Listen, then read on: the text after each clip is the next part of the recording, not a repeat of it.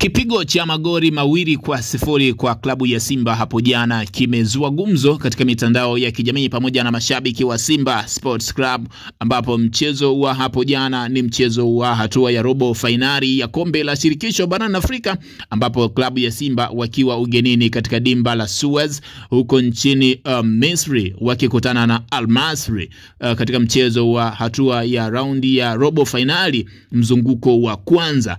Mzunguko wa pili klabu ya Simba watakutana katika uwanja wa Benjamin William Mkapa.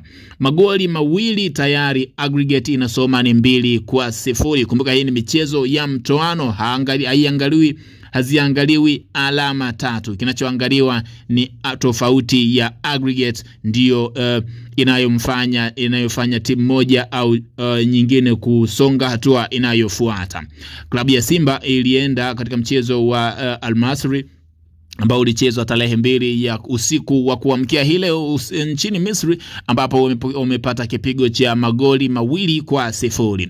Sasa yameibuka mengi katika mitandao ya kijamii baada ya mchezo, huku mashabiki wakikosa imani na mchezo unaofuata wa tarehe 9 dhidi ya Al Masry katika uwanja wa Benjamin William Mkapa. Murtaza Mangungu, mwenyekiti wa klabu ya Simba, ameweka wazi mpango wao wa kufuzu hatua inayofuata, hatua ya nusu finali ya kombe la shirikisho barani Afrika.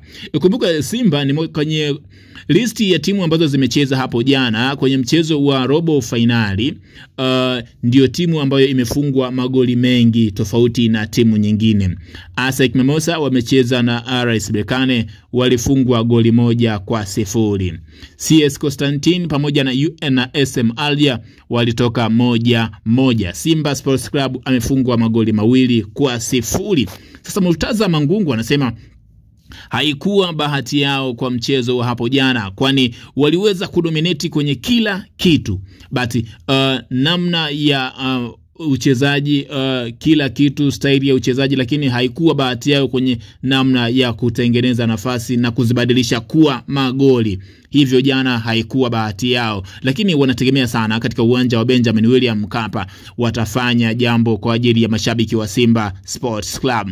Pamoja na uwepo wa kocha Fadlu Davis pamoja na mbinu zake, anasema uwanja wa Benjamin William Mkapa utakuwa ni uwanja wa kuifanya Simba kufuzu hatua ya robo finali, hatua ya nusu finali ya kombe la shirikisho barani Afrika. Mashabiki wamekosa imani sana na klabu ya Simba kutokana na matokeo ya hapo jana, ili hali matokeo ya goli 2 ni hatua moja ambayo inatengeneza mlima mkubwa sana kwenye mafanikio ya Simba Sports Club.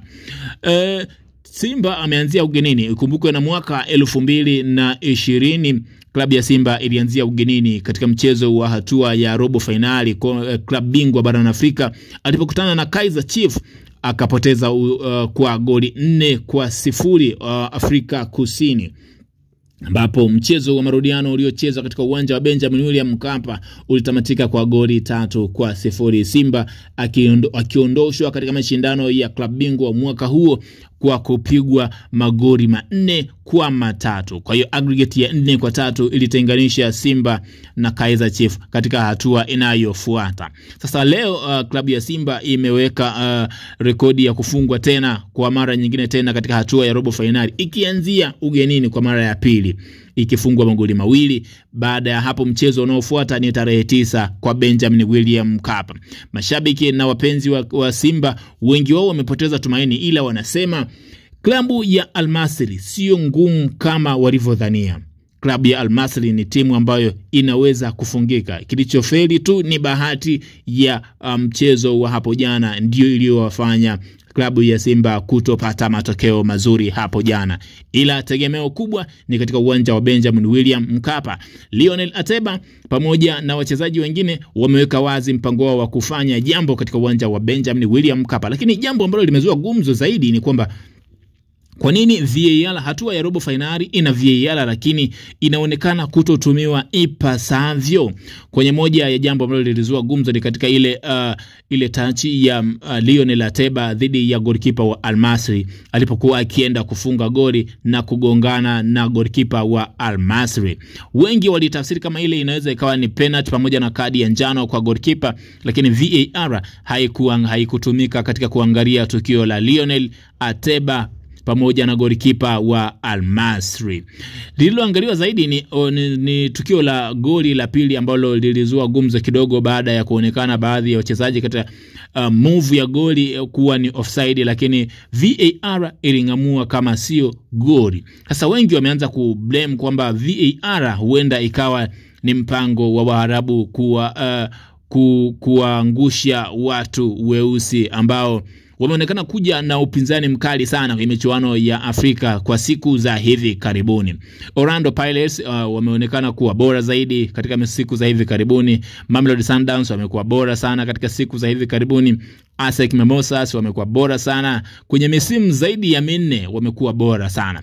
Simba Sports Club nao wamekuja wakiwa bora vivyo hivyo. Sasa nini kitaendelea kutokea katika uwanja wa Benjamin William Mkapa katika mchezo unaofuata wa tarehe 9 dhidi ya Al Masry? Simba atafuzu au hatafuzu? Tupa komenti yako hapo ukituambia nini unategemea kitatokea katika uwanja wa Benjamin William Mkapa. Mimi ni Flowin Vitus Flow Updates, inakuletea yote yanayojiri huko. Kusubscribe, kucomment, kulike, kushare video zetu na bonyeza alama ya kengele kwa ajili ya kupata taarifa mpya kutoka kwenye page yetu pendwa kabisa. Shout out kwako.